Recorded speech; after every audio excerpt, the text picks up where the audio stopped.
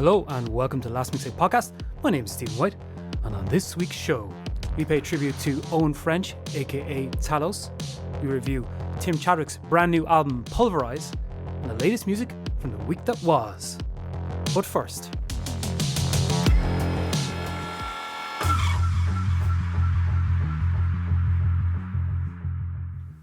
hello and welcome to the Last Mixtape Podcast. My name is Stephen White, and before we start this week's show, I just quickly wanted to pay tribute to Eoin French, aka Talos, who passed this week very sadly. I didn't know Eoin personally, but I've reviewed and covered Eoin's music for many years here on the Last Mixtape, and he was an incredible musician, songwriter, producer, and vocalist. I remember many years ago, I believe it was Hard Working Class Heroes 2016, seeing Talos perform in the Chocolate Factory, I do believe. You feel free to correct me on the year on that. I believe it was the Chocolate Factory. I believe Tethered Bones, his EP or the single, had been just released. Himself and his band came out in these white t-shirts with peace and things like that written on it. And he was a great performer. It was an amazing show in such a beautiful setting. And Eoin's voice, which was always the thing that drew me into his music more than anything, was an absolute thing of beauty to behold, not just on record but live.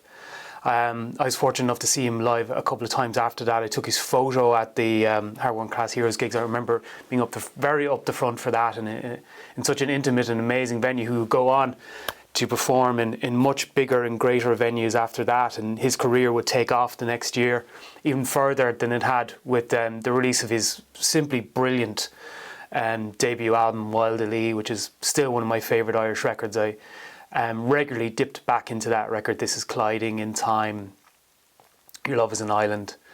He would go on to make Far Out Dust and Dear Chaos, which were also two amazing albums as well, by somebody who was just so incredibly talented and deft at what it is he did. And whether it be on record or be in the live realm, he was somebody who could capture people's imagination and capture people's emotions. So it's a great sadness that we hear that he passed on. I think it's a testament to Eoin, the person and the musician, all the tributes being paid to him by friends, family, fans of his who were touched by his music or him as a person. So yeah, my heartfelt condolences to his friends and family, and rest in peace, Eoin French.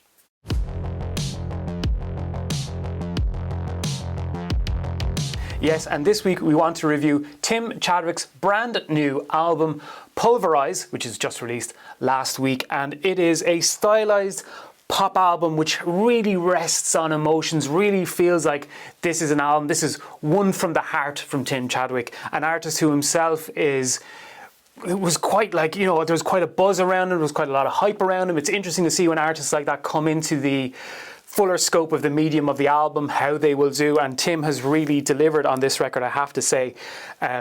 With this album, there are some big moments in it. It has that kind of alt pop emotive feel to it, but it is decorated with these kind of smaller repose moments of quiet, of harmony, of beauty, and then there are these bigger moments in it, these real statement moments from Tim, where they kind of let fly and let the album sing and let the album soar, and indeed he does on this record throughout, opening with the song One Plus Only, which is a tense song. It's quite tightly woven, and it's sitting in the rest of the album. It works to set a tone of Tim's sound as a whole, but also that it contains multitudes of sounds within it, multitudes of textures, multitudes of dynamics, that he can play songs quite harmonically and beautifully, but he can also add a little edge to it, a little bit of tension, which is in the rhythm of this song.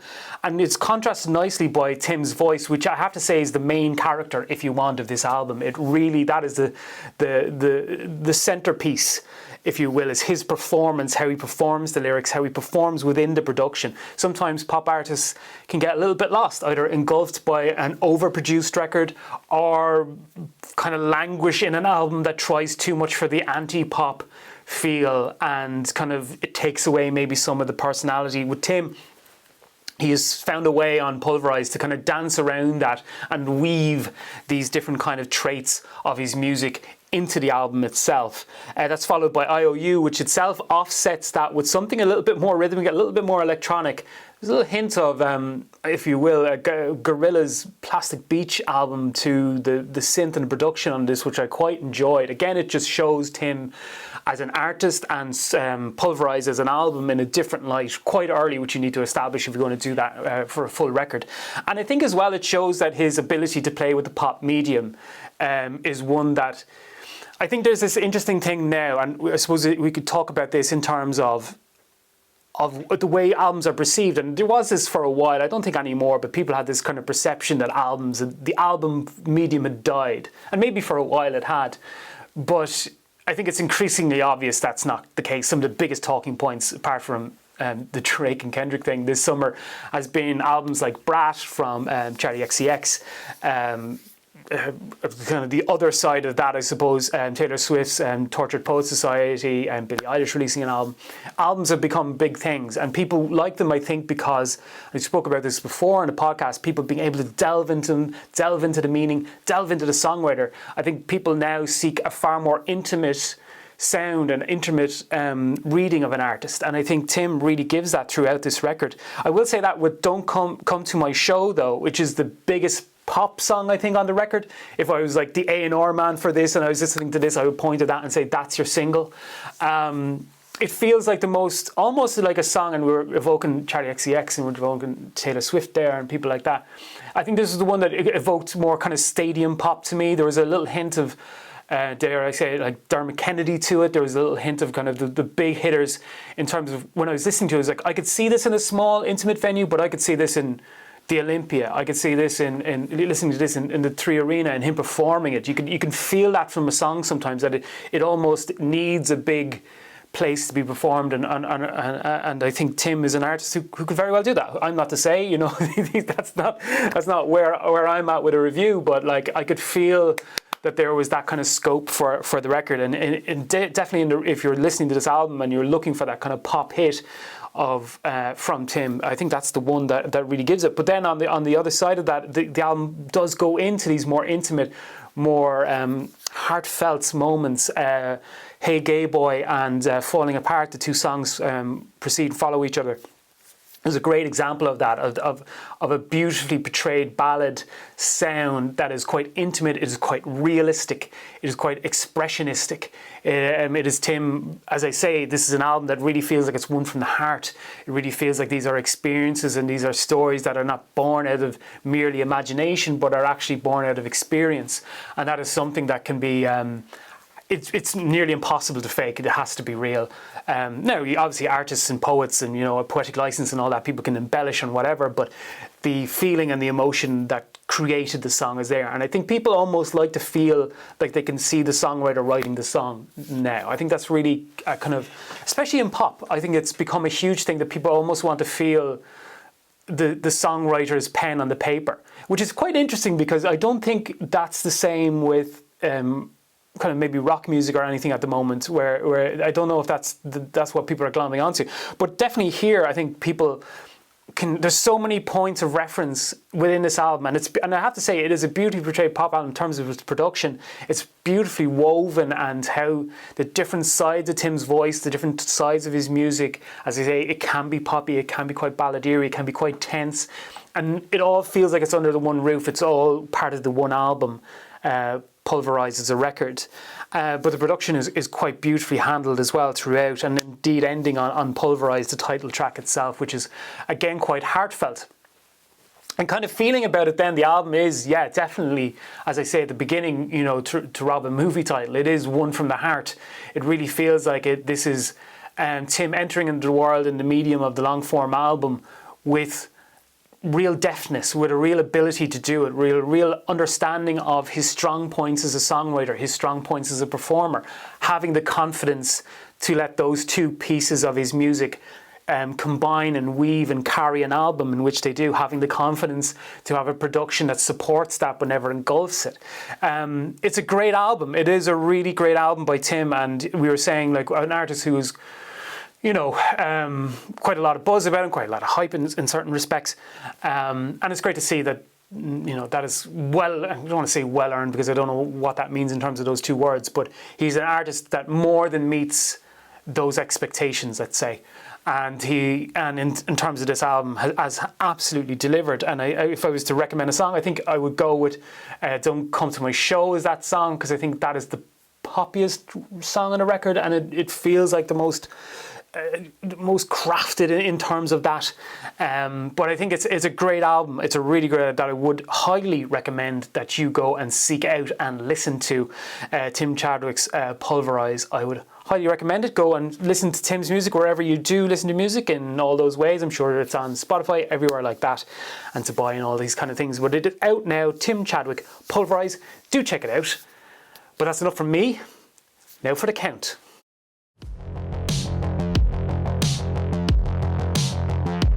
Yes, dear listener, they seek him here, they seek him there, those musos seek him everywhere. Is he in heaven or is he at the disco? That damned elusive Count of Monte Playlisto. Yes, dear listener, the styling, profiling, limousine riding, jet flying, playlist making son of a gun has once again returned from the shores of Playlistia to bring another beautiful bounty in the terms of new Irish music to TLMT's Irish mixtape on Spotify. In the words of Spando Ballet, gold, gold, always believe in your soul.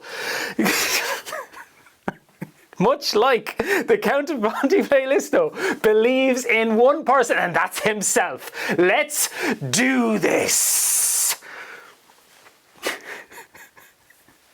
Okay. Starting off this week's music picks with Julie Dawson with Silly Little Song. And Julie is the vocalist of New Dad, and she's come out with some solo music. And I have to say, what an interesting kind of take and what an interesting direction it is from Julie on this. It's really kind of an affected minimalist electronic pop song, almost a little bit of like that kind of bedroom pop feel, that this is kind of like an intimate production, a kind of a small handcrafted thing. It's quite gentle in the way it does things. It has that heavily affected vocal to it that just has this kind of sereneness to it, and it's very interesting to see and hear Julie's voice outside of the outside of New Dad, outside of that kind of that area of where we normally hear her. And I think, yeah, it's a very, very interesting song for that. I think when I pressed play, it wasn't what I was expecting. I don't know really what I was expecting in terms of solo work, but to see that it is very different from what she does with New Dad, and that it has that kind of more kind of smaller, intimate feel, whilst also being quite experimental in what it does, while also having that kind of bedroom pop feel to it, electronic feel to it. There's a lot more adventure in terms of sonically what's happening. And yeah, I think it's a really great song. It was one, even though it's quite short, it was one I was like, oh, this is really, really good. I really like this. So very interesting from Judy there with her brand new song, Silly Little Love Song, which is out now and it is on the playlist. So we have Gemma Hayes with her brand new single, Another Love, featuring Paul Noonan. He had Picslks 1. And this is interesting as well in terms of it is kind of, it has this tumbling atmosphere to it. It has this kind of a jolt, it has a tension to the music, which plays into that kind of alternative folk feel that Gemma Hayes is kind of portraying recently with her music. And it has a kind of also a mastercrafted element of it, that you feel that both Gemma and Paul, in the realms of singing above what is kind of quite a different and alternative rhythm to the music, are able to kind of tiptoe above the dramatic feel and kind of portray that drama into the music and portray something that's quite taut and tense into the song. And I feel that both of their voices as well meld beautifully together. I would imagine it's not the first time they've sang together, but it has that kind of feel to it, that it has just, yeah, that hint of drama to it, that atmospheric feel, that kind of tumbling notion to the music that's really compelling. From the first moment you're going to press play on it, it's like, oh, this is quite different, this is quite new, this is quite, this is quite a song that kind of explores both Gemma Hayes' sound and her voice, and the kind of the added element then of featuring Paul Noonan also has that extra texture to it. And I think, yeah, it's a great, great song. We're waiting on the album, and it will be reviewed here on the podcast. But yeah, so far, I'm really compelled by this. I'm a huge fan of Gemma Hayes, and yeah, another great song. Another Love, it's called, and it is on the playlist. Go check it out. Next up, we have Dylan Flynn and the Dead Poets and their brand new single, In Your Eyes, not that Peter Gabriel song, their own creation. And it has a big indie sound to it, and there's a big array kind of sound to it. There's a lot going on in this track in terms of textured guitars and vocals and kind of inflections. It's quite swing for the fences, and I have to say the last couple of tracks I've listened to of Dylan Flynn's and the Dead Poets have been that there is a real kind of big sound to what they do.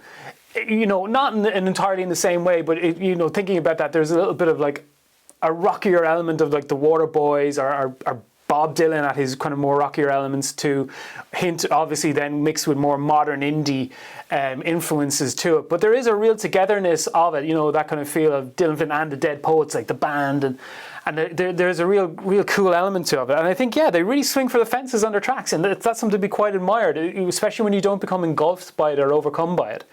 And I think they do that on this track, In Your Eyes. I think it's released in the build-up to them playing Electric Picnic, which is happening this weekend. If you're listening to it this weekend, if you're not in the week, it just happened.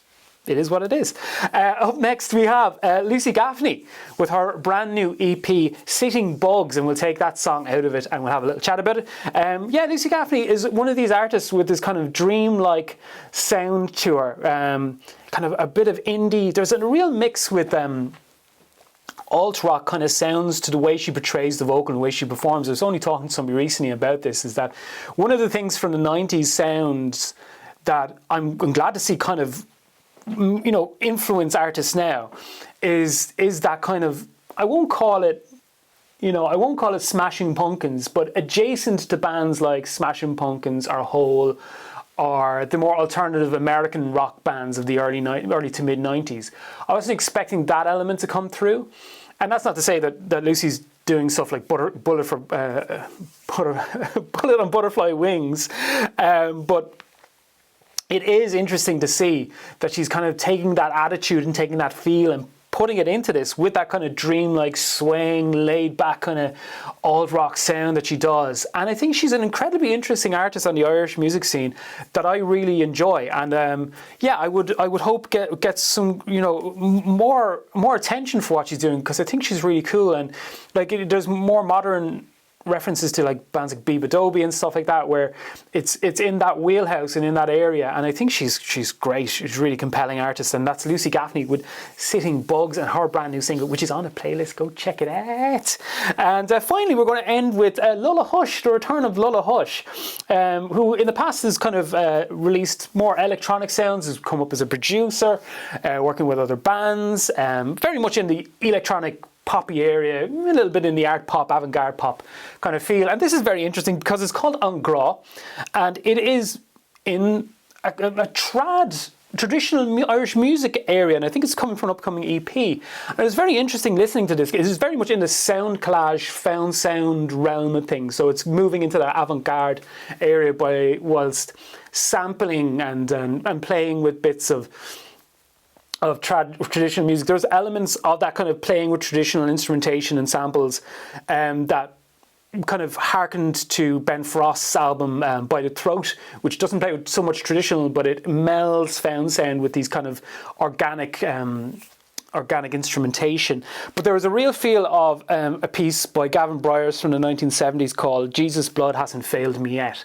which is a loop of a person singing that very line, and it's a very affecting piece of music. To listen to it, it is quite tough to listen to. It's quite a chore in some respects, but it's an incredible piece of art, and it did have that feel to it, that of taking a traditional piece and taking a traditional sound and taking a traditional element and melding it into something that is collaged and opened out and cut apart and taken apart. And it'd be interesting to see. I wonder if that is a reference for Lulla Hush. I would be interesting, or Ben Frost was a reference for him, that exploration of traditional sound in that field through the avant-garde, through through sampling, through cutting, through kind of presenting it in a different way. We've spoken on numerous occasions on the podcast about the rise of Irish traditional folk music, and through bands like Lankum and such, and even the Fontaine's previous record had that feel to it, and then you have like the Mary Wallopers and bands like the Scratchers, all these interpretations of it. So it's interesting to see Lola Hush come back and delve into that sound. And yeah, it's a really compelling track. Do check it out. It's called On Gra. I think there's an EP coming out as well, but very interesting stuff from him as well. So do check it out. It is on the playlist now. But that is it from the County Monte playlist this week. There will be more tracks, dear listener, next week. Don't you worry. The Count of Monte playlist will go out into the wilds of the Irish music scene for the next 7 days and return once again with another beautiful bounty. But that is it from me, the Count. Back to the show.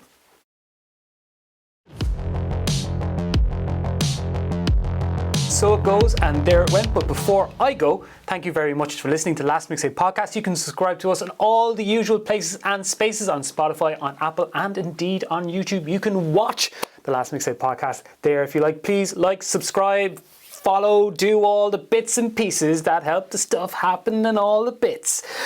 You can also submit your music or gigs or thoughts to me at stephen@thelastmixtape.com with the heading TLMT Podcast, and hopefully I can answer you there. But for now, that was the Last Mixtape Podcast. You were the listener. I was Stephen White. Hey, so long.